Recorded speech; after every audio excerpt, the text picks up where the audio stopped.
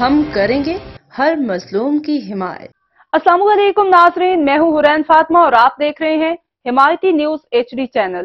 نظر ڈالتے ہیں آج کی اہم خبر پر۔ پیپلز پارٹی کے سینیٹر سلیم مانڈوی والا سینٹ کی قائمہ کمیٹی خزانہ کے چیئرمین منتخب ہو گئے۔ PTI کے سینیٹر شبلی فراز اور محسن عزیز نے سلیم مانڈوی والا کے سینٹ کی قائمہ کمیٹی خزانہ کے چیئرمین منتخب ہونے پر شدید احتجاج کیا اور اجلاس کا بائیکاٹ کیا۔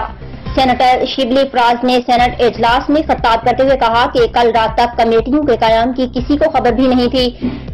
سینیٹر علی ظفر نے کہا کہ جس کمیٹی کا حکومت کے احتساب سے تعلق ہوتا ہے وہ اپوزیشن کے پاس جاتی ہے۔